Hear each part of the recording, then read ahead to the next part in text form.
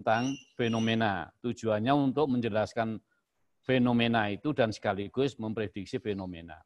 Terus, ya. Jadi intinya teori itu intinya gampangannya itu pernyataan mengenai hubungan antar variabel. Ya. Jadi bisa variabel, bisa konsep, bisa definisi. Ya nanti saya jelaskan apa bedanya konsep, variabel, dan definisi. Ya. Jadi intinya teori itu mesti menjelaskan dua hal, dua variabel. Dan itu biasanya untuk menjelaskan sebuah fakta. Jadi di ekonomi itu gini, saudara. Kalau Anda ditanya, kenapa ini harganya naik? Tidak mungkin jawabannya, saya nggak tahu ya, kok tahu-tahu juga naik itu seperti apa? Tidak bisa begitu. Kalau harga naik, itu mesti ada penyebabnya. Misalnya apa? Misalnya penyebabnya langka. Jadi kalau gitu harga naik itu karena ada kelangkaan. Jadi harga variabel, kelangkaan variabel, gitu loh. Misalnya kenapa ini harga kok turun? Karena produksi melimpah. Lah berarti produksi ini menjadi variabel yang menyebabkan harga turun. Jadi produksi dan variabel adalah produksi dan harga adalah variabel. Begitu, ya. Oke, jadi seperti itu. Terus nanti biar diskusi yang anu aja. Ya. Nah, jadi nanti saudara di dalam teori itu paling tidak ada 4, tapi nanti 3 yang penting. Ya. Yang pertama, definisi itu mesti mengenai menyangkut variabel, menyangkut term, menyangkut konsep atau variabel. Ya. Jadi misalnya kalau harga itu variabel, tapi kalau kebahagiaan itu apa itu? Itu saja nih ya variabel, tapi itu konsep yang lebih abstrak gitu loh. Ya. Terus kemudian, jadi nanti kalau teori mesti ono variabel, mesti ono sesuatunya. Ya. Terus kemudian yang kedua, teori itu aplikasinya di bidang mana? Karena kita bicara teori ekonomi, nanti aplikasinya di ekonomi. Nah, terus kemudian teori itu mesti ada sekumpulan hubungan antar variabel. Jadi variabelnya lebih dari 1, bisa 2, bisa 3. Terus berarti teori itu menjelaskan hubungan antar variabel itu. Terus kemudian teori itu juga memiliki pernyataan tentang prediksi. Ya, tentang prediksi. Jadi misalnya begini, kalau panen gagal, produksi penawaran turun karena panen gagal, maka menurut teori produksi akan naik. Karena teorinya begitu. Jadi nanti kalau misalnya ini sekarang ya, ada COVID, ya, orang tidak boleh keluar. Ya berarti nanti permintaan orderan lewat ini meningkat, misalnya seperti itu. Berarti orderan disebabkan oleh karena corona. Jadi corona ini akan menyebabkan orderan bertambah, misalnya seperti itu. Oke, lanjut ya. Nah, tadi saya kata pertama ya, tadi kan yang berhubungan itu bisa variabel, bisa definisi, bisa konsep, bisa proposisi ya, bukan preposisi tapi proposisi. Nah, sekarang konsep itu apa? Konsep ini beberapa saya ambil tapi tidak saya sebutkan sumbernya, terlalu banyak nanti ya. Jadi ada yang mengatakan konsep itu ide yang diekspresikan dengan simbol atau kata. Misalnya saya ngomong begini ya. Misalnya ya, lihat saya kan gini. Itu berarti saya memberi simbol bahwa kepala saya sakit atau pusing. Jadi ketika saya ngomong gini-gini mijeti kepala, walaupun saya nggak ngomong Anda sudah tahu, berarti ini adalah simbol, begitu. Simbol untuk mengungkapkan ide, ya tapi abstrak. Atau ide konsep adalah ide abstrak yang dapat digunakan untuk mengadakan klasifikasi atau penggolongan. Misalnya konsep tentang ketakwaan, ya. Dan nanti untuk menggolongkan orang yang bertakwa sama orang yang tidak bertakwa. Konsep tentang jenis kelamin. Nanti ada laki-laki, ada perempuan. Ya. Konsep tentang kebahagiaan, ada yang bahagia, ada yang susah. Nah, jadi bahagia itu saudara bisa katakan, tapi belum bisa diukur. Tapi saudara bisa menyampaikan kebahagiaan. Jadi kalau saya ngomong bahagia itu, waduh, pokoknya hati ini seneng, pikirannya tentrem, awake mamur, segala macam itu. Seperti itu. Ya.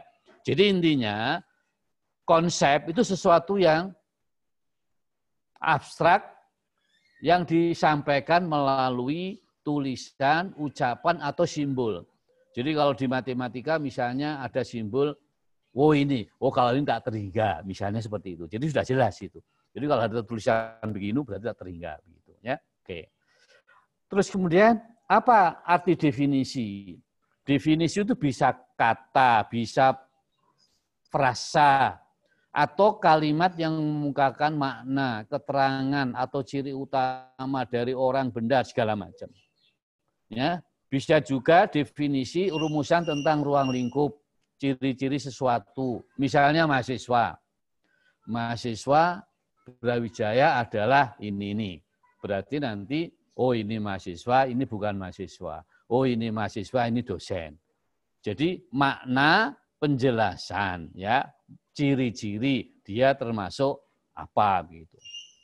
Nah, kalau proposisi adalah pernyataan yang melukiskan beberapa keadaan yang belum tentu benar atau salah dalam bentuk sebuah kalimat berita. Dalam bahasa lain hipotesis. Ya, jadi proposisi itu biasanya hipotesis untuk penelitian kualitatif. Tapi nama proposisi itu sama dengan hipotesis. Nah, sekarang kalau variabel. Variabel merupakan konsep yang dapat diukur, memiliki variasi dalam pengukuran, sehingga dapat dikatakan bahwa variabel merupakan operasionalisasi dari konsep. Misalnya begini, ya, bahagia. Yo, piye to ngukur bahagia itu kan susah, ya kan? Bahagia itu kan susah ngukur ya. Wis, kalau gitu misalnya bahagia itu diukur dengan 3 variabel. Misalnya pendapatannya, misalnya rumahnya, misalnya mobilnya. Nanti kalau pendapatannya tinggi semakin bahagia. Mobilnya banyak semakin bahagia. Rumahnya besar bagus semakin bahagia. Jadi kalau gitu berarti pendapatannya banyak, biasanya orang, oh dia bahagia. Meskipun sebenarnya bahagia bukan karena pendapatan. Tapi Anda mengoperasionalkan ke konsep bahagia menjadi direduksi menjadi satu variabel namanya pendapatan. Begitu ya.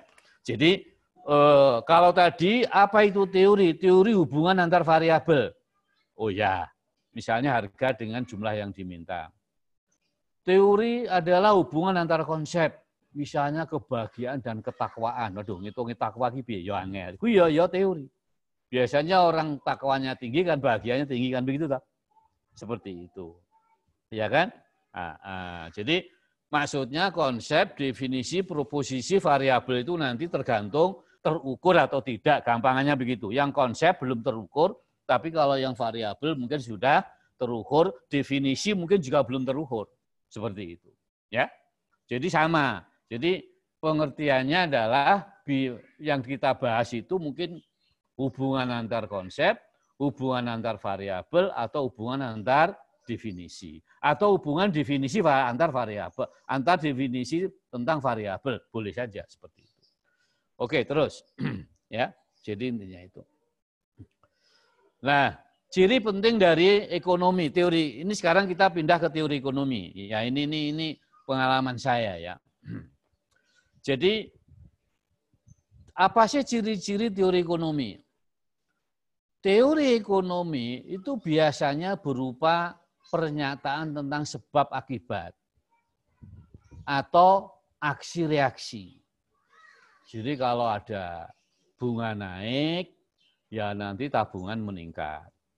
Bunga naik, kredit turun. Nah, ini berarti kan sebabnya bunga, akibatnya bisa bunga, bisa pendapatan, bisa tabungan, bisa investasi.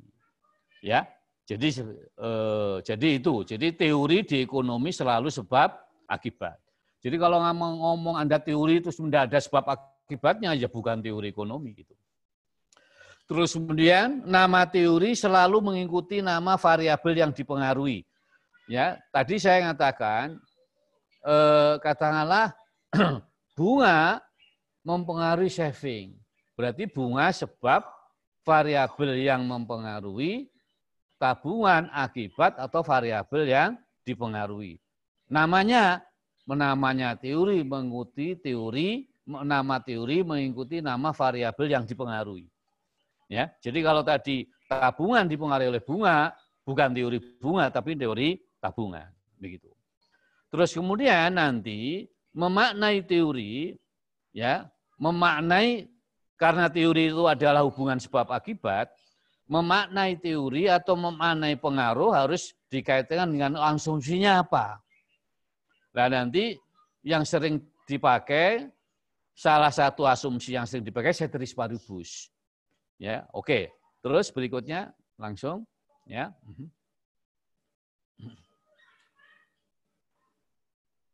Nah ini contoh, misalnya teori permintaan, ya sudah itu dulu ya, teori permintaan.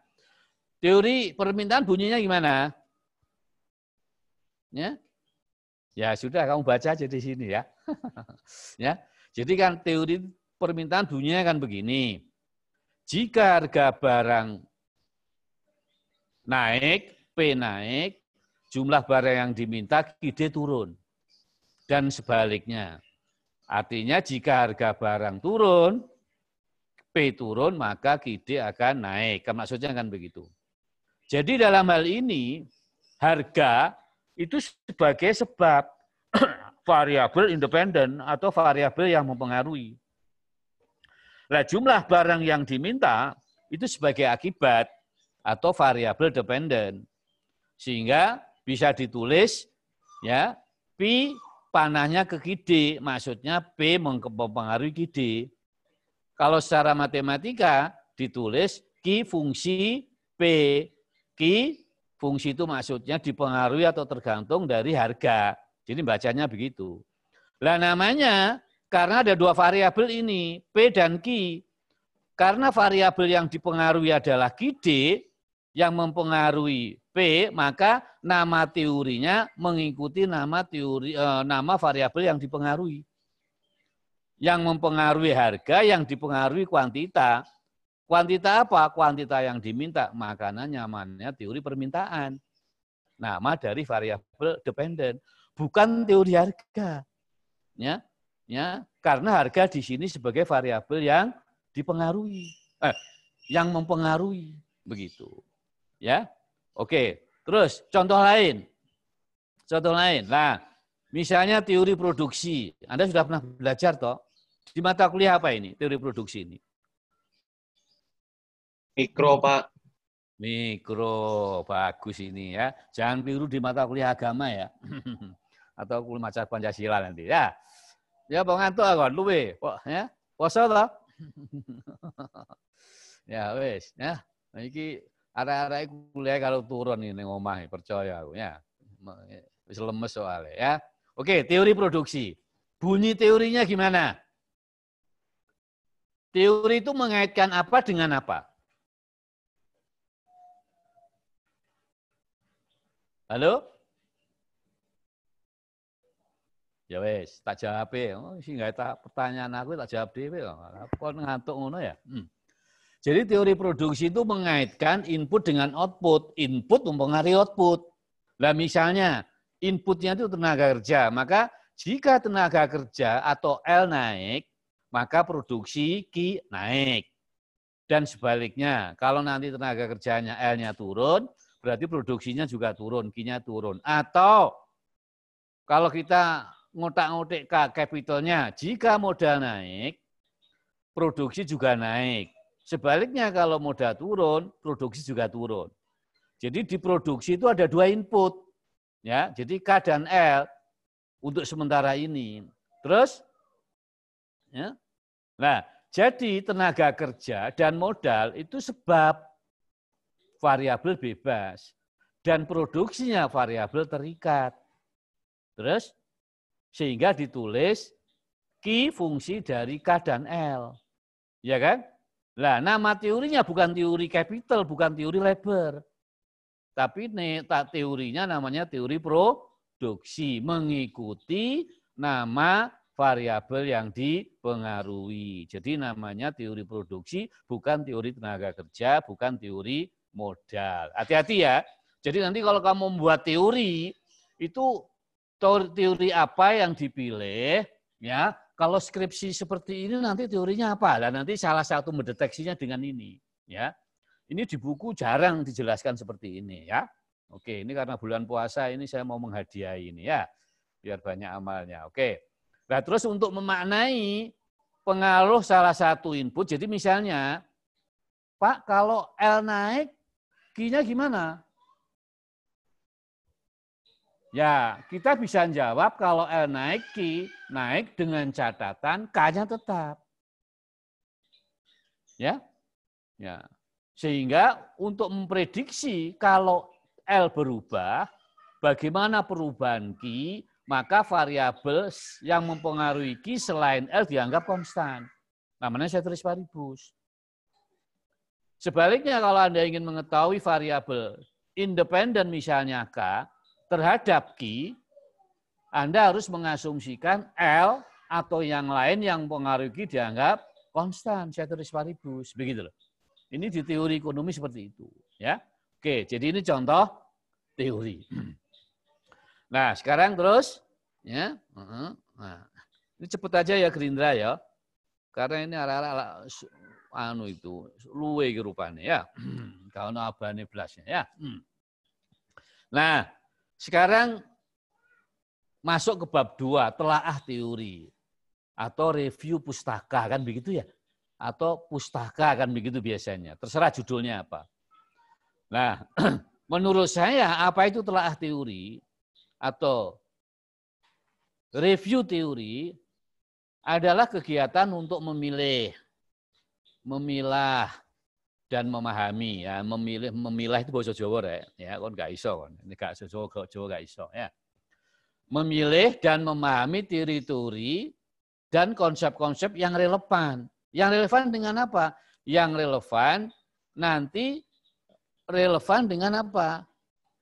Permasalahan dan tujuan. Jadi sebenarnya saudara, teori itu memberi landasan teoritis, memberi landasan ilmiah bagaimana menjawab permasalahan. Dan sekaligus nanti juga menjadi petunjuk dalam melakukan penelitian. Jadi sebenarnya milih teori itu tergantung dari masalahnya. Makanya masalah penelitian itu merupakan jangkar ya dari sebuah penelitian. Jadi masalah itu nanti akan menentukan teori apa yang saya pilih, metode apa yang saya pilih, variabel yang saya pilih apa, dan seterusnya seperti itu. Itu tergantung masalahnya. Ya, nah, jadi begitu. Jadi bagaimana memilih teori? Ya sebenarnya teori itu bisa ditetapkan setelah ada masalahnya. Kalau belum ada masalah ya enggak bisa. Ya, saya mau review teori.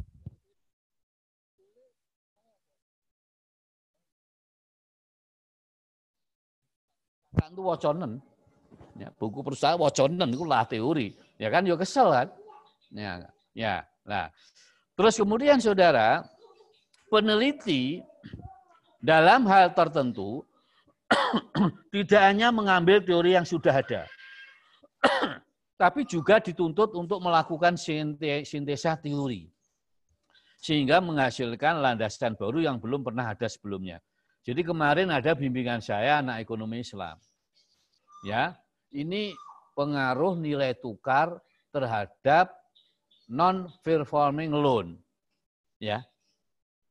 Terus teorinya apa? Tidak ada teorinya. Lah iki. Ya.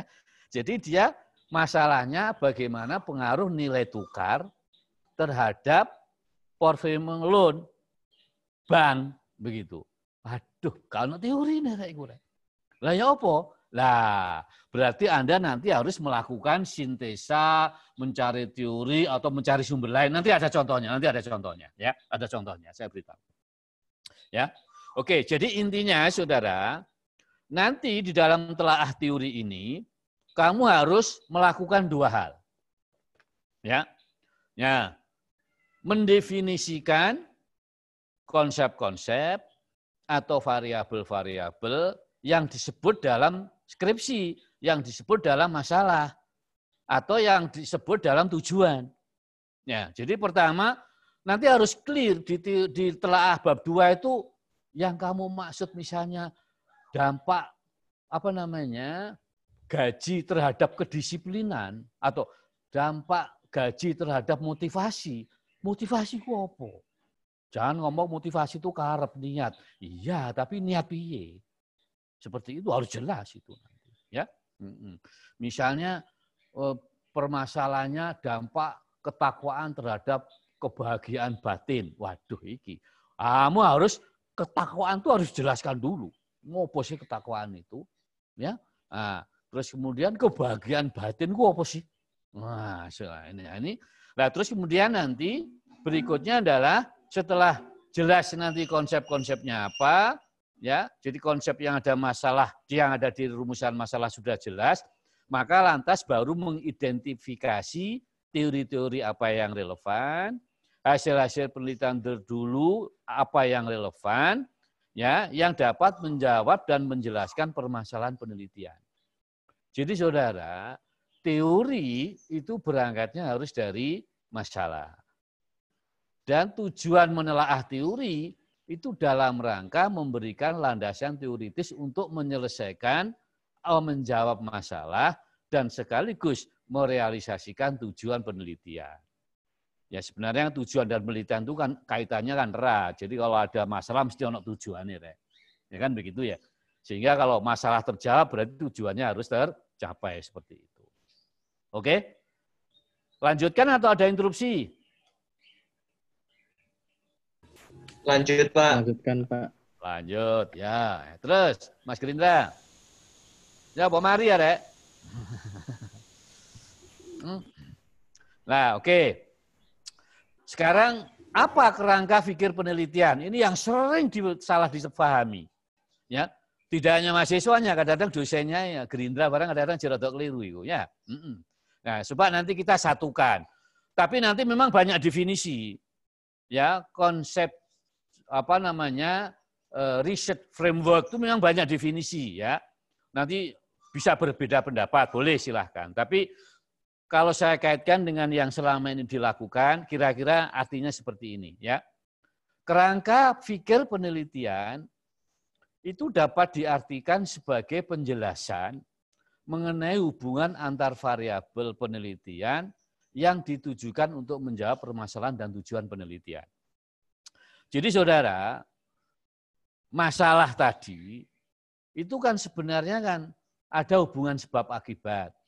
Ya kan? Ya. Teori tadi ada hubungan sebab akibat. Lah kalau Anda menelaah teori ekonomi berarti nanti permasalahanmu mesti ono sebab akibatnya. Apakah uang beredar mempengaruhi inflasi? Misalnya begitu. Ya. Apakah corona mempengaruhi nilai? Nah, misalnya begitu, ya kan? Nah, ini kan berarti kan sebenarnya hubungan sebab akibat. Jadi nanti di kerangka penelitian ini nanti sebenarnya Anda itu fokusnya menjelaskan hubungan variabel-variabel dalam penelitian, begitu loh. Bisa jadi di kerangka pikir ini kamu menggunakan banyak teori karena bisa jadi ada variabel yang dijelaskan oleh teori A, hubungan antara X dan Y, tapi ada juga variabel Z dengan Y, tapi itu tidak dijelaskan oleh teori tadi, tapi dijelaskan teori yang lain. Sehingga ketika Anda mengaitkan beberapa variabel itu bisa jadi menggunakan beberapa teori. Jadi sebenarnya kerangka pikir penelitian itu dibangun setelah Anda mereview, menelaah teori tadi. Begitu. Ya. Nah, dalam penelitian kuantitatif, ya, umumnya kerangka pikir penelitian disajikan dalam bentuk gambar yang dilengkapi dengan anak panah hubungan antar variabel independen dan dependen. Ya, Oke, jadi itu. Jadi makanya nanti di kerangka pikir itu ono panah-panai gitu loh. Kalau itu kuantitatif. Kalau kualitatif mungkin diagram-diagram atau kotak-kotak yang berjejer, bisa seperti itu nanti. Ya. Atau sebuah kaitan konsep-konsep itu kalau kualitatif nanti. Ya. Oke. Ya. Nah, terus kemudian yang perlu diketahui yang terakhir ini, poin-poin terakhir ini ya. Ya, bukan poin-poin tapi kata yang terakhir. Kerangka pikir yang dibangun oleh peneliti merupakan kerangka yang hanya berlaku untuk studi ini. Sehingga ini merupakan karya original peneliti. Ya. Jadi kerangka pikir ini itu karyamu. Dan ini hanya digunakan untuk penelitianmu. Bukan penelitiannya orang lain. Kecuali kalau penelitianmu jiplak. ya, kon plagiator kon. Ya, misalnya kamu masalah mindah skripsinya arek Unmer misalnya, ya, itu merendahkan martabat Brawijaya itu ya. Ini ke Unmer ono skripsi ditiru di Brawijaya, nah itu berarti sakjane kon niku plagiasi. Tapi kalau masalah penelitian itu masalah penelitian yang belum dibahas, berarti yang kerangka pikir yang kamu bangun itu adalah kerangka pikir yang belum dibangun oleh orang lain. Dan itu orisinal milikmu karena kamu punya penelitian yang belum pernah dilakukan oleh orang lain. Sehingga justru sebenarnya yang harus banyak dijelaskan itu di kerangka pikir ini. Tapi yang sering terjadi justru lembar-lembar yang paling sedikit itu di kerangka pikir. Teori, wakeh, soalnya tinggal ngimpor, ambil buku-buku dipindah. Ya. Penelitian terdahulu, penelitian ini sembarang dilebokno, kewandel. Kerangka pikirnya cuma setengah halaman. Aduh, ngelui ya. Padahal mestinya teori itu tidak usah banyak-banyak yang perlu-perlu saja. Penelitian itu yang perlu-perlu saja, yang kamu uraikan itu adalah di sini. Ya. Nah ini biasanya kelemahannya di situ. Ya. Oke, mulai saat ini kamu nanti harus bisa menunjukkan kerangka yang pikirmu, wah dengan bagus begitu. Tebal dan unik hanya karena kamu yang membuat dan hanya untuk diri penelitian kamu sendiri. Begitu ya. Oke. Nah, oke. Sekarang ini untuk supaya gampang, nanti kita bicara kasus saja. Coba kasusnya gimana ini? Contoh kasus hipotetis. Maksudnya contoh kasus hipotetis itu apa? Maksudnya ini seolah-olah skripsinya seperti ini, ya. Nanti ojo tinggi dibuat skripsi ya, ini secara contoh ya. Moro dianggap mbok gawe skripsi gitu misalnya ya. Ya ini misalnya ya studi tentang pengaruh pendapatan, harga dan keyakinan terhadap konsumsi daging rumah tangga di Kota Malang. Oke, coba kamu lihat ini. Ya, jelas ya. Oke, nanti dulu ya. Sudah sampai sini aja dulu. Gerindra. Ya, coba. Jadi judulnya adalah ada studi tentang, ya oke, jelas. Ya, ini kan sebagai gagah aja. Ya. Ya. Kamu boleh aja misalnya pengaruh pendapat enggak apa-apa ya, tapi kalau studi tentang misalnya ya enggak apa-apa supaya channel untuk beda sithik misalnya seperti itu ya. Kamu tambahin misalnya studi mendalam tentang, boleh ya. Tapi nanti harus mendalam. Ya, gua kerangka pikirnya setengah halaman. Apa mendalam ya kan begitu ya. Kalau mendalam ya harus mendalam begitu ya. Ya kalau nanti kerangka pikirnya cuma setengah halaman ngomongnya studi sederhana ini ya. Oke, coba. Terus kemudian masalahnya misalnya begini, rumusan masalahnya. Ya, ini saya jadikan satu biar efisien. Apakah pendapatan, harga, dan keyakinan berpengaruh terhadap konsumsi daging bagi rumah tangga di Malang? Ya, jadi ini. Jadi kalau kamu biasanya kan dibuat beberapa masalah biar banyak kan. apakah pendapatan berpengaruh terhadap konsumsi daging? Nomor 1. Nomor 2, apakah harga berpengaruh terhadap konsumsi daging rumah tangga? 3. Terus kemudian 2, yang ketiga, apakah keyakinan berpengaruh terhadap daging rumah tangga? Ya oke, enggak apa-apa ya. Itu selera orang masing-masing, monggo silahkan begitu ya. Oke.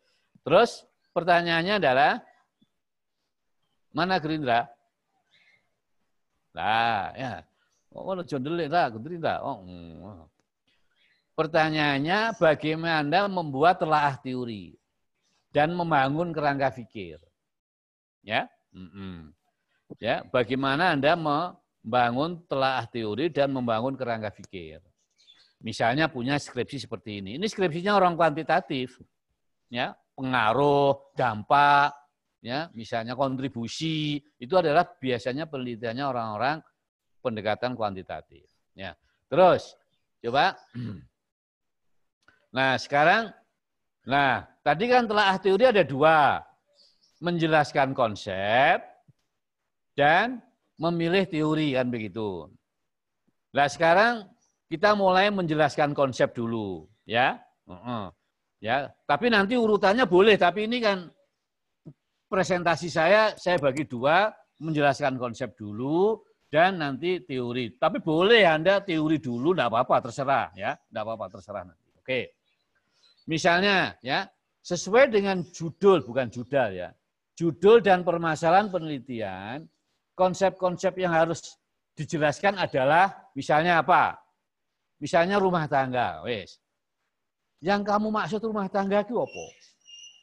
Ya? Ya.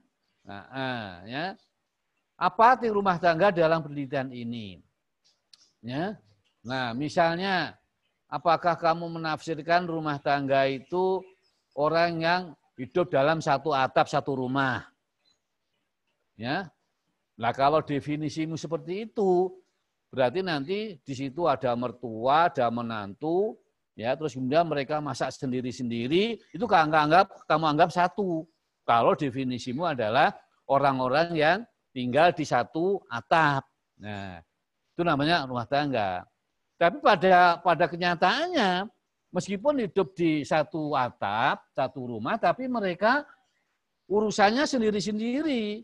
Ya, jadi ya masaknya sendiri, kerjanya sendiri, hanya tinggalnya jadi satu.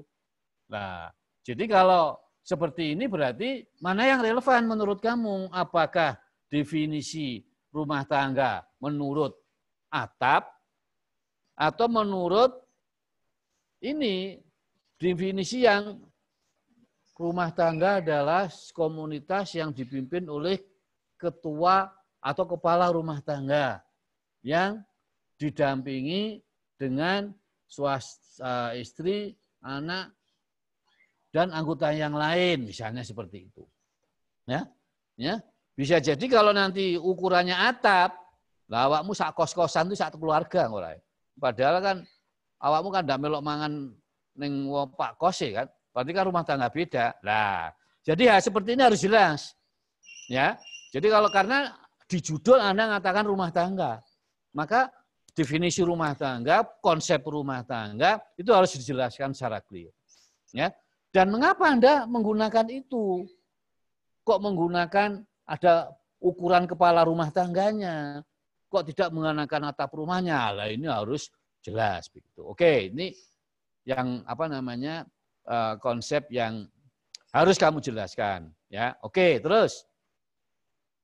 Nah, sekarang tadi pengaruh pendapatan berarti apa yang dihitung sebagai pendapatan? Ya kan? Ya, bisa jadi pendapatan itu kiriman kalau kamu. Begitu kan? Nah, kalau saya pendapatan itu dari kerja karena saya tidak terima kiriman. Ya. Tapi kalau bapak saya di kampung pendapatan itu ya dari kerja, ya termasuk yang digunakan untuk biaya konsumsi. Jadi kalau membuat sambal pakai lomboknya sendiri, lah itu harus dihitung pendapatan. Ya. Nah, misalnya seperti itu. Sehingga pendapatan yang kamu maksud itu apa? Apakah pendapatan hanya dari bekerja atau pendapatan dari bekerja ditambah bukan dari kerja. Misalnya kamu melaku sumpek nembong nemu duit, nah, itu juga pendapatan. Tapi itu bukan kerja dalam arti ekonomi, ya. Ya. Karena Gusti Allah lihat kamu kok sedih, ya, dikasih uang 1 miliar di jalan kamu ambil, misalnya seperti itu pendapatan juga, ya. Terus tadi kamu kan lingkupnya kan rumah tangga. Pertanyaannya, apakah pendapatan mempengaruhi konsumsi daging rumah tangga? Nah sekarang ini kalau ngomong rumah tangga berarti kan ini pendapatannya siapa? Pendapatannya kepala rumah tangga atau pendapatannya semua anggota rumah tangga? Dan mengapa? Ya harus jelas. Ya. Jangan sampai nanti Anda itu terjun ke lapangan karena tidak jelas konsepnya pendapatan, kamu ngawur. Salah dalam mencari pendapatan. Makanya tadi teori itu, telaah teori itu berguna untuk menjawab masalah sekaligus nanti untuk petunjuk melakukan penelitian. Terus ada contoh misalnya pendapatan yang sekarang diterima atau pendapatan yang akan diterima atau kedua pendapatan. Nah, kamu mungkin ini bingung. Ya kan? Nah, ya seperti gini contohnya. Ya, contohnya, kamu misalnya akhir bulan, ya kan, tanggal 31, ya, uangmu habis, kirimanmu habis. Terus sak selalah kersane Allah, bapakmu lali ngirimi kowe. Tanggal 1 kiriman rongono. Ya kan? Berarti kamu kan tidak berpendapatan. Terus apakah hari itu mengkonsumsi? Halo? Apa awakmu poso? Tanggal 1 orang kiriman itu. Apakah kamu puasa? Puasa bisa pinjam orang lain. Mungkin, Pak. Ya, itu mungkin enggak kan gitu ya. Nah, berarti kamu tadi ada yang ngomong pinjam. Loh, pinjam itu berarti kan pendapatannya kan belum diterima.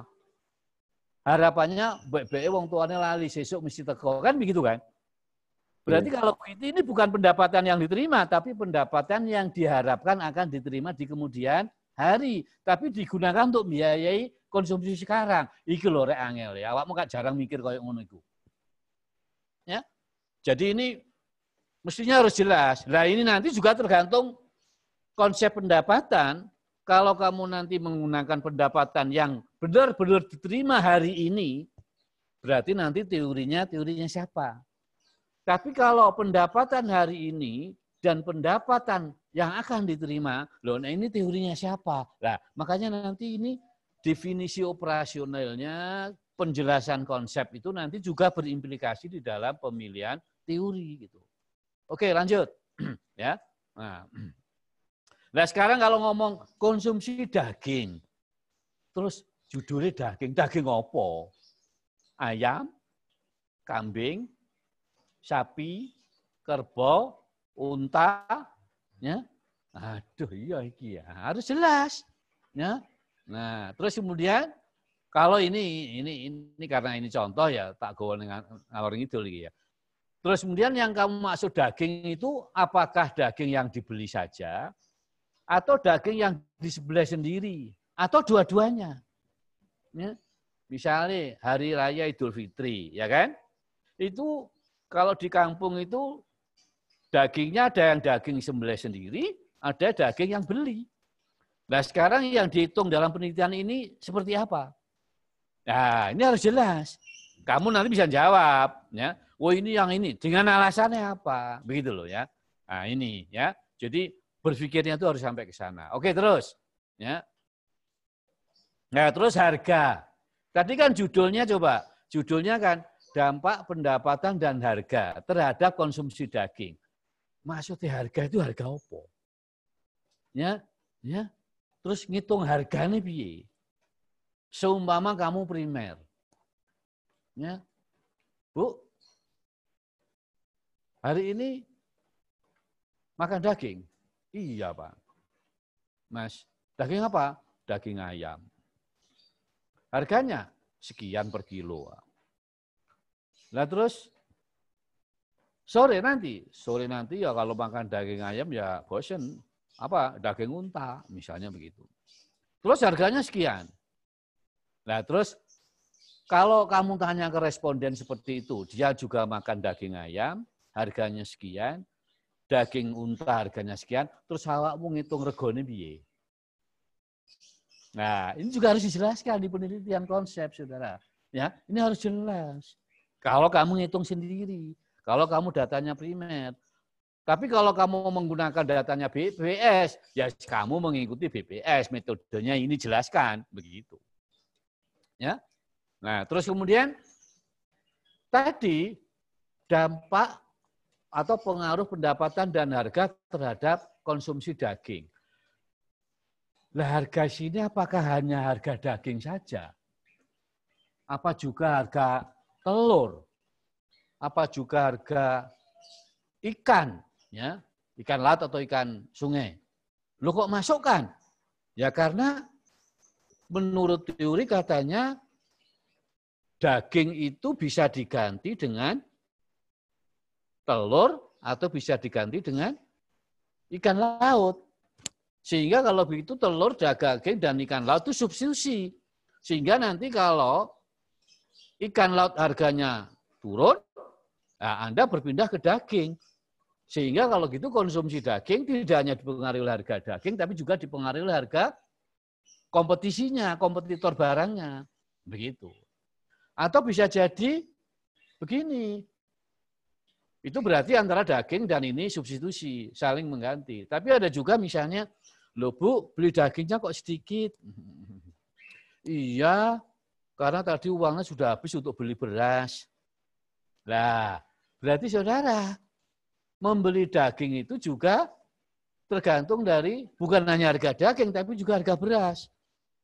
Ya kan, kalau harga beras turun, berarti nanti ya kita beli dagingnya banyak. Jadi saudara, deskripsi judulnya pengaruh harga terhadap konsumsi daging, itu nanti harus dijelaskan harga yang mana, apa harga daging yang mana, itu semua harus jelas. Begitu loh ya. Dan ini nanti juga akan menentukan teori yang akan kita bahas. Ya, seperti teori yang akan kita pilih. Terus, ya, lah sekarang pengaruh keyakinan. Iki angel iki. Apa keyakinan iku? Aduh iki apa iki ya? Biasanya kan ono mahasiswa sing aneh-aneh kayak judul ngono ya kan? Ya. Pengaruh selera, pengaruh keyakinan atau lebih umum pengaruh pendidikan terhadap konsumsi. Ya, Pak, menurut ini biasanya pendidikannya tinggi itu dia enggak mau makan daging yang jelek-jelek.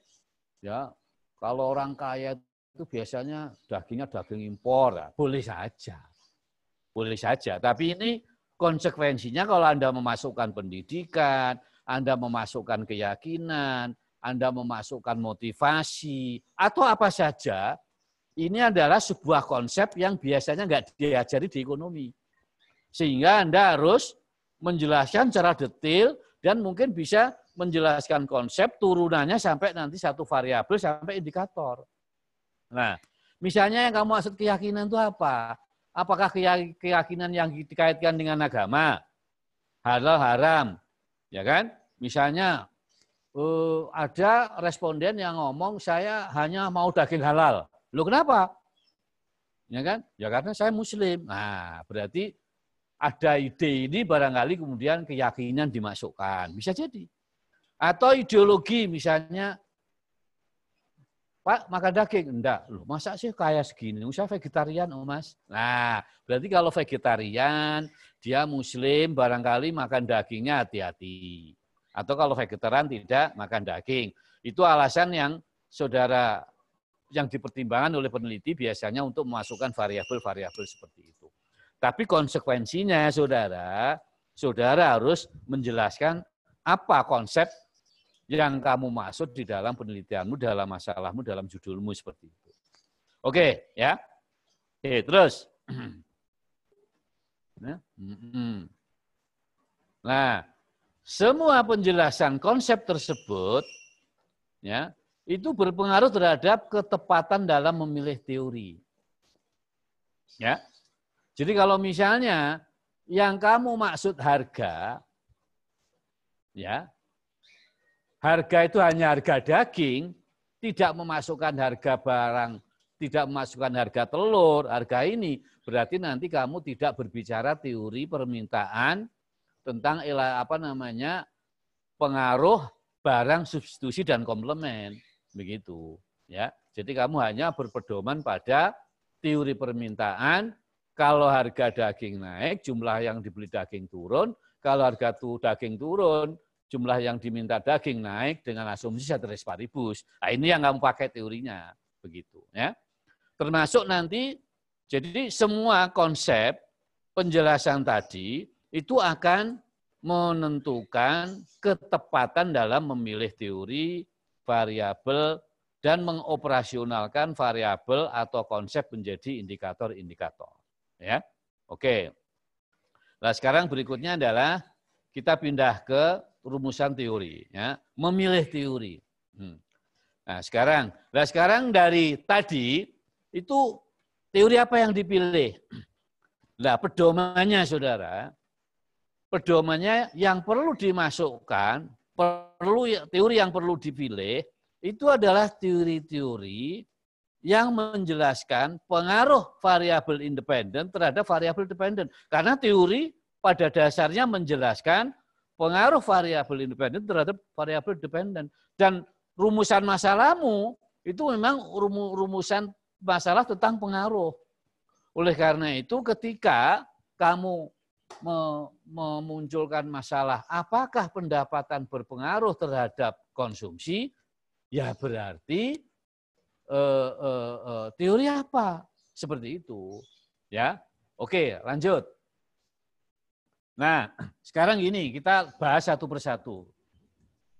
Pengaruh pendapatan terhadap konsumsi daging dijelaskan oleh teori apa? Halo? Keynes, Pak. Teori konsumsi. Konsumsi. Ya. Teori konsumsi. Oh, jadi teori itu tadi nama teori mengikuti nama apa?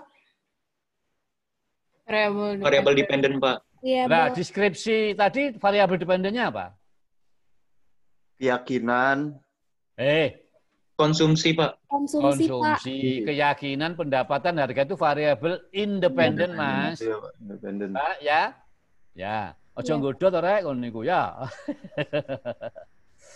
Ya. Jadi kalau melihat judulmu, melihat masalahmu, variabel yang dipengaruhi adalah konsumsi. Berarti teorinya teori konsumsi. Gitu loh. Cuma kamu kan pernah belajar teori konsumsi toh? Pernah enggak? Apa? Pernah, Pak. Mata kuliah apa? Makro. Makro, mikro juga. Mikro. Pinter sekali. Ya. Ya, pintar. Berarti kamu benar ini orang ekonomi ya. Nah, terus teori konsumsi apa yang pernah kamu pelajari? Friedman. Modigliani, Pak. Friedman. Masih ingat teori Modigliani gimana? Life cycle. Ya. Yang siklus hidup itu bukan sih, Pak? Oh iya, piye teori ini piye? Pendapatan akan menurun ketika usia semakin bertambah. Terus? Sudah, Pak, ingatnya segitu. Loh, gini loh ya. Ketika bicara teori konsumsi, itu berarti variabel yang dipengaruhi konsumsi. Yang mempengaruhi apa? Pendapatan. Nah, pendapatan siklus hidup itu yang mempengaruhi konsumsi siklus hidup. Gitu loh. Jadi kalau gitu, konsumsi siklus hidup, konsumsi sepanjang hidup, konsumsi tentang daging, berarti dipengaruhi oleh pendapatan siklus hidup. Pendapatan. Nah, sekarang skripsimu tadi bicara itu enggak? Yang kamu maksud itu konsumsi selama hidup atau konsumsi pada saat waktu tertentu? Waktu tertentu, Pak. Tadi kita nggak jelaskan panjang ya. Ya. Nah, jadi ini kalau kamu tidak membahas konsumsi daging siklus selama hidup atau sepanjang masa tua, nah berarti kamu nggak usah pakai teori konsumsi Modigliani, gitu loh. Jadi meskipun teori konsumsi itu ada teori Modigliani, sehingga kamu tidak perlu memasukkan deskripsimu teori konsumsi Modigliani. Gitu, ngerti yang saya maksud? Jadi teori konsumsi itu banyak, tapi nanti tidak semua teori dimasukkan. Teori yang relevan dengan skripsimu. Teorinya Friedman ngerti enggak? Konsumsi. Pernah belajar enggak? Apa Pak? Maaf Pak. Teori konsumsi Friedman pernah belajar enggak? Pernah Pak, tapi lupa. Pernah Pak. Pernah ya. Tapi kan itu sudah masa lalu, enggak perlu diungkit-ungkit ya. Kan begitu ya. Oh, nikurere. Lah, teori konsumsi Fisher pernah enggak? Pernah Pak. Apa itu? Ini sekarang saya tinggal ngecek aja makromu ya apa itu. Kan? Nah, teori Fisher itu teori konsumsi antar waktu. Ya, antar waktu. Nah sekarang skripsimu itu ingin membahas dalam itu enggak. Kalau enggak ya teori konsumsi yang sederhana. Teorinya siapa?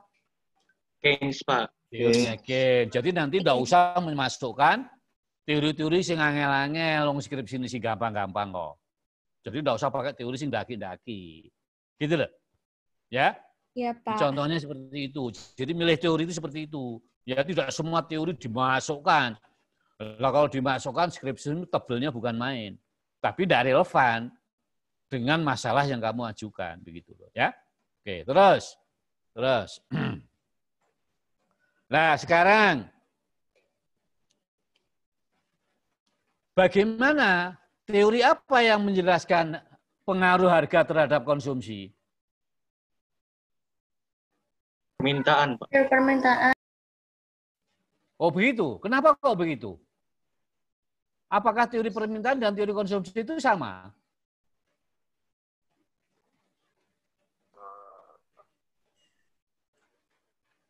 Nah, ini saudara, ya. Ini jadi mencari teori, menelaah teori itu tidak sekedar antem kromo gitu aja banyak. Ya, sebenarnya pengaruh pendapatan terhadap konsumsi selain teori konsumsi itu ada teori permintaan. Loh Pak, namanya kan bukan teori konsumsi, teori permintaan. Padahal saya nggak ngomong permintaan daging. Nah, ini. Tetapi mungkin kita punya alasan. Karena kalau kamu ngomong teorinya Keynes, teorinya Friedman, teorinya Modigliani, itu tidak ada penjelasan pengaruh harga. Padahal judul skripsimu adalah pengaruh harga di samping pendapatan. Nah, oleh karena itu, teori konsumsi saja itu belum cukup. Anda harus mengambil teori yang lain untuk menjelaskan atau pengaruh harga terhadap konsumsi. Nah, yang relevan itu adalah teori permintaan. Dengan catatan yang bawah itu, dengan catatan ya, dengan pertimbangan bahwa orang membeli, meminta daging itu untuk dikonsumsi. Oleh karena itu, dalam konteks ini, konsumsi bisa diartikan sebagai permintaan. Ya, maka dengan demikian dapat dianalogikan dengan teori permintaan. Ya, atau teori permintaan identik dengan teori konsumsi. Tapi harus ada penjelasan. Karena tidak semua orang beli itu untuk dikonsumsi. Karena ada pula orang membeli itu untuk dijual lagi. Gitu loh, Rek. Ya. Ada orang beli dikasihkan ke orang lain. Ada orang beli daging hanya sekedar untuk buang ke sungai. Ada juga itu. Walaupun orang itu agak gendeng, kan begitu ya. Kan begitu. Ya. Oke, jadi nanti ketika kamu menjelaskan ini karena teorinya kosong, kamu bisa mengambil teori yang dianalogkan dengan teori konsumsi. Cara penganalogannya tadi itu menyamakannya, bukan teori permintaan sama dengan teori konsumsi, bukan. Teori permintaan itu di mikroekonomi, sementara teori konsumsi di makroekonomi. Ya. Nah, tetapi dalam konteks ini yang orang meminta itu juga dikonsumsi. Asumsinya begitu. Oke, ngerti ya? Mengerti, Ada? Pak. Nah, oke, jadi gitu. Ya, jadi itu nanti cara milih teori itu tergantung yang ada di pikiranmu, konsep-konsep yang ada di pikiranmu begitu. Oke, lanjut. Nah sekarang, sampai ini aja dulu. Pengaruh keyakinan terhadap konsumsi daging dijelaskan oleh teori apa? Kurang tahu, Pak, ini, Pak. Teori Nah, keyakinan. iya, karena keyakinan itu bukan variabel ekonomi, sehingga tidak pernah dibahas di Fakultas Ekonomi. Iya, tak? Iya, Pak. Misalnya, pengaruh pendidikan terhadap konsumsi daging. Kira-kira pendidikan itu berpengaruh nggak terhadap konsumsi daging? Mungkin, Pak. Mungkin. Bisa jadi, Tapi Pak. teori ekonomi ada yang ngomong seperti itu. Saya ini pernah belum dengar, Pak. Pernah Spesifik dengar, ya kan? Tapi ada skripsi yang seperti itu, dan ini banyak anak-anak itu seperti itu. Ya, nah ini berarti Anda harus mengelaborasi. Lawakmu mau coba buku mikro mbok entekno, makro mbok entekno ya gak ono bahwa konsumsi dipengaruhi oleh keyakinan, tidak akan ketemu sama. Begitu loh, saudara. Kalau seperti itu. Ya. Nah, tapi Anda kan mahasiswa, harus kreatif. Ya, Anda kan diajari kreatif kritis. Piye yo ini ya. Lah, ini harus banyak baca. Seperti itu, ya. Jadi kadang-kadang telaah teori yang kita butuhkan tuh mungkin sudah ada di literatur ekonomi. Tapi ada yang tersedia di literatur ekonomi tapi tidak secara eksplisit tapi implisit. Atau di teori jurusan lain, boleh aja kamu masukkan. Kalau memang itu urgen. Ya. Ya. Ya, saya kan tidak menjelaskan bagaimana membuat latar belakang. Saya kan hanya teori, jadi seolah-olah masalahnya sudah ada. Ya, ini mungkin Anda sudah melalui latar belakang bahwa ini penting-penting, oke, masukkan. Nah, lanjut sekarang. Nah, tidak ada teori ekonomi yang secara eksplisit menjelaskan pengaruh keyakinan terhadap konsumsi. Sehingga kalau belum ketemu, ya skripsi pun tidak bisa selesaikan. Biasanya kalau anak seperti ini, variabel keyakinan dihapus, hilang, wis beres, ya kan? Ya, kode karo awakmu maca buku makro, pas buka ono rumus rada rumit, gak iso, gampang loncat ae, kan gitu ya. Tinggal ae kan begitu ya. Nah, biasanya mahasiswa ngono ya. Apa meneh luwe-luwe ngene iki ya. Oke, terus. Nah, alternatif jalan keluarnya ini misalnya, ya, keyakinan dipandang sebagai kasus khusus dari selera, ya kan? Ya, loh, apa anak ini kok makannya kok mesti pakai rendang? Oh, dia kan anak Padang. Oh iya ya. Jadi kenapa dia ini kok selalu makan soto Lamongan aja? Ya memang sejak kecil, sejak bayi bapaknya penjual soto Lamongan. Ya. Sehingga seleranya enak tuh soto Lamongan. Berarti kalau enggak Lamongan bukan soto, kira-kira begitu ya. Ya. Jadi kenapa Anda kok enggak makan daging babi? Nah, itu haram. Sehingga ketika saya melihat daging babi, mungkin dalam perut saya langsung nggak enak. Nah, berarti ini selera. Nah, jadi ini alasan contoh-contoh misalnya. Jadi saudara bisa menganalogkan, kalau teori syar'i tidak ada, Anda bisa menganalogkan bahwa keyakinan itu bisa dimasukkan selera, ya. Jadi mestinya kalau orang yang punya keyakinan bahwa membunuh binatang makhluk hidup itu tidak boleh, ya hewan itu tidak boleh. Berarti dia akan makan daging enggak? Tidak, Pak. Tidak. Tidak. Karena dia apa? Vegetarian kan? Ya. Jadi kalau ada orang vegetarian, kamu undang di meja seluruhnya daging, ya dia tidak selera, tidak akan makan. Karena dia yakin bahwa makan daging hewan itu semua hewan tidak boleh. Nah, berarti itu bisa dianggap dia nggak selera. Ini cara aja begitu loh ya. Jadi bisa karena selera, bisa keyakinan, bisa andaharan, bisa ini seperti. Sehingga kalau selera ini adalah bagian dari teori permintaan, ini kesukaannya kamu kan. Kalau disuruh menyebutkan faktor-faktor yang mengaruhi permintaan, mesti pendapatan, harga, setelah itu mesti selera begitu. Padahal selera sendiri itu rumit. Ya kan? Ya. Coba kamu lihat orang yang pendidikannya tinggi sama pendidikannya SD. Itu kalau makan beda enggak? Beda enggak? Bisa beda, Pak. Bisa beda ya. Karena orang berpendidikan itu punya kriteria khusus. Punya selera khusus ya. Kriteria kamu artikan selera. Bisa seperti itu. Oke? Ini salah satu contoh ya. Nah, terus atau Anda boleh aja mengikuti penelitian terdahulu yang memasukkan keyakinan sebagai faktor yang mempengaruhi konsumsi. Sehingga penelitian terdahulu dapat digunakan sebagai pengganti teori. Tetapi saudara, ya jangan hanya sekedar ngutip, keyakinan tak lebokno. Terus kamu tidak membaca tuntas penelitian itu, apa itu keyakinan, bagaimana ngukurnya, mengapa kok ini harus kamu jelaskan pula diskresimu. Begitu, tidak sekedar saya ngikuti ini, begitu ya.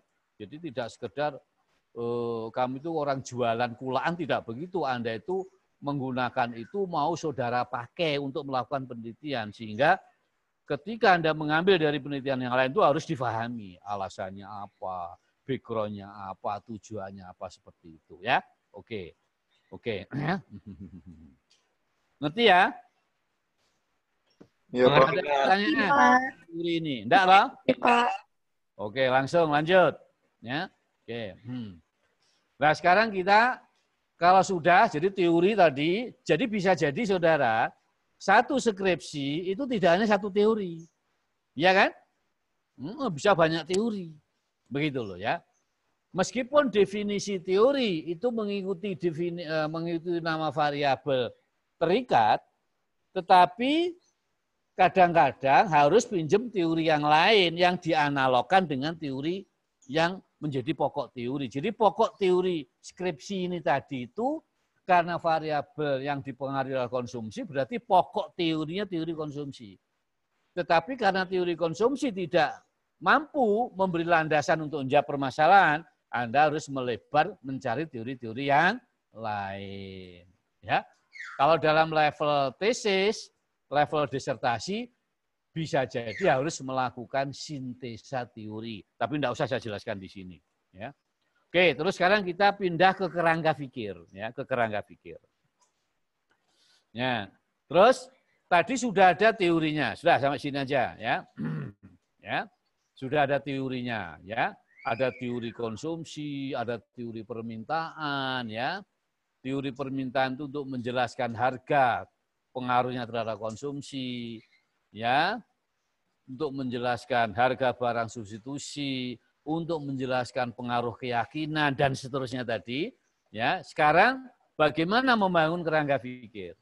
Ya, setelah hubungan antar variabel independen dan dependen dijelaskan oleh teori-teori yang relevan, jadi teori tadi menjelaskan apa hubungan antar variabel maupun penelitian terdahulu maupun dijelaskan oleh penelitian terdahulu. Maka kerangka pemikiran penelitian dapat dibangun dalam bentuk diagram. Gimana? Terus? Ya, terus. Lah, jika hubungan variabel independen dan dependen bersifat langsung, maka gambar kerangka pikirnya dapat dinyatakan seperti berikut. Ayo. Nah, ini. Ya, oke. Ya, jadi saudara, ini masalahnya adalah masalahmu tadi kan bagaimana pengaruh pendapatan terhadap konsumsi. Lah ditunjukkan oleh panah itu. Ya, pendapatan konsumsi. Bagaimana pengaruh harga daging terhadap konsumsi? Lah ada panah ke konsumsi daging. Terus bisa jadi kamu memasukkan harga barang lain ya. Walaupun di masalah tidak kamu eksplisitkan, kamu di sini kamu nanti memiliki kerangka pikir yang lebih kaya daripada yang ada di masalah, karena di masalah tidak menyebutkan harga daging, ya hanya menyebutkan harga, tapi di sini kamu masukkan harga daging dan harga barang selain daging, tapi yang mempengaruhi permintaan daging. Terus variabel keyakinan, ya terus, jadi anak panah menunjukkan pengaruh.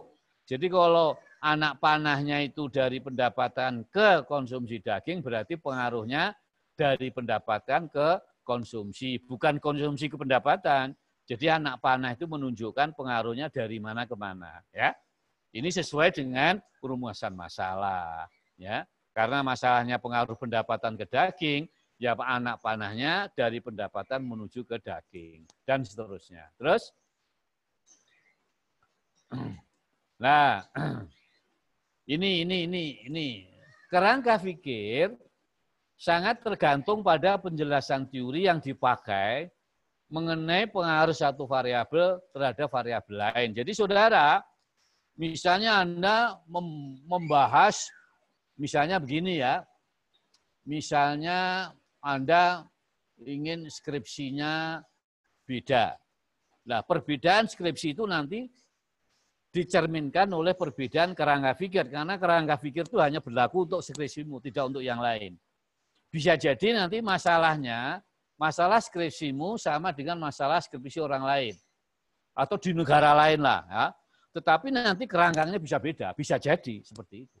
Berarti permasalahanmu itu nanti akan dijawab oleh kerangka pikir yang berbeda, sehingga bisa dibedakan bahwa penelitianmu meskipun masalahnya sama, tapi jawaban kerangka pikirnya beda. Bisa dianggap ini beda. Begitu. Oke ya. Terus misalnya, nah ini misalnya ya, jika misalnya variabel keyakinan diganti dengan variabel pendidikan. Jadi misalnya judulnya tidak pengaruh keyakinan, tapi pengaruh pendidikan. Di masalah berarti pengaruh keyakinan terhadap konsumsi diganti pengaruh pendidikan. Ya, misalnya begitu. Jika misalnya variabel keyakinan diganti dengan variabel pendidikan, dan menurut teori atau penelitian terdahulu, pendidikan juga berpengaruh terhadap pendapatan, di samping berpengaruh terhadap konsumsi, Anda kan ngerti kan, pendapatan seseorang itu memang mempengaruhi konsumsi daging, ya kan? Konsumsi seseorang. Pendidikan seseorang juga mempengaruhi konsumsi daging seseorang. Tapi pendidikan seseorang juga mempengaruhi pendapatan seseorang. Ya, ya. Oleh karena itu kerangka pikirnya jadi beda. Maka kerangka pikir berubah menjadi coba. Nah, jadi begini. Nah. Jadi di samping anak panahnya ke konsumsi daging, berarti ada anak panah dari pendidikan ke pendapatan. Begitu. Jadi ya ini misalnya rumah tangga saya, berarti nanti pendapatan rumah tangga saya, terus kemudian pendidikan, lah nanti ini pendidikannya siapa? Pendidikannya kepala rumah tangga, atau pendidikannya ibunya, atau pendidikan anggota rumah tangga, ini juga repot. Ya. Jadi nanti jadi kalau merubah pendidikan tidak sekedar merubah gitu aja, saudara. Tapi nanti harus gimana mendefinisikan pendidikan dan seterusnya. Ya, oke. Jadi terus. Nah, saudara, ini yang gambar merah ini perlu saya jelaskan, perlu diperhatikan. Gambar yang menjelaskan kerangka pikir itu harus dilengkapi dengan penjelasan. Anak-anak itu hanya kadang-kadang gambar tok. Kerangka pikir. Ada subbab kerangka pikir, terus habis itu ada tabel kerangka pikirnya ini, nggak ada oreani. Ono buku, awakmu tahu maca buku. Ono judul, subbab, terus mari ngono gambar, gak ono penjelasane. Ono? Ada enggak? Nggak ada, Pak. Nggak ada. Udah, Ya Pak. biasanya ya ada skripsinya anak-anak itu. Wah, opo ngono kuwi. Nah, justru saudara, gambar ini perlu penjelaskan yang panjang lebar. Ya. Nah, jadi misalnya ini ya. Mengapa pendapatan kok dimasukkan ke mempengaruhi daging, dijelaskan. Jadi dalam konteks ini pendapatan mempengaruhi konsumsi karena ini baik menurut teori permintaan maupun teori konsumsi, diuraikan. Terus kemudian harga daging ini mengikuti teorinya ini. Ya. Terus kemudian harga barang lain ini harus dimasukkan supaya nanti modelnya jadi baik. Karena menurut teori begini, dan seterusnya seperti itu, saudara. Ya, syukur-syukur ditambah dengan penelitian lain. Misalnya pendapatan ini menurut teori ini. Terus kemudian juga didukung oleh penelitian ini. Jadi diuraikan, begitu loh. Jadi kalau di teori itu hanya bicara teori, ya. Di penelitian terdahulu itu hanya berbicara penelitian terdahulu. Nah, ketika Anda bicara kerangka pikir itu gabungan dari baik uraian dalam teori maupun dalam penelitian terdahulu. Ini menjadi milikmu. Makanya harus jelas begitu. Oke? Ya? Oke, ya. Ya, lanjut. Nah, ini referensinya kalau kamu mau baca langsung ya ini. Tapi ini lebih luas daripada yang saya sampaikan. Cuma ini untuk disertasi tesis seperti itu ya. Ya ini tadi saya sesuaikan dengan untuk yang skripsi. Saya rasa itu Mas Gerindra ya, terima kasih. Ya, mungkin apa diakhiri atau monggo masih. Assalamualaikum warahmatullahi wabarakatuh. Assalamualaikum warahmatullahi wabarakatuh. Mungkin teman-teman ada yang mau pertanyaan? Gimana, Pak? Oh, awakmu turu ae mau, mbok tuku dibayarmu ya. Teman-teman kalau ada yang mau ditanyakan tentang materi yang tadi sudah disampaikan oleh Prof. Munawar, silakan. Nama saya ingin bertanya, Pak. Halo? Halo, Pak. Ya, monggo. Apa pertanyaannya? Tadi kan yang sudah dijelaskan itu ada kerangka pikirnya itu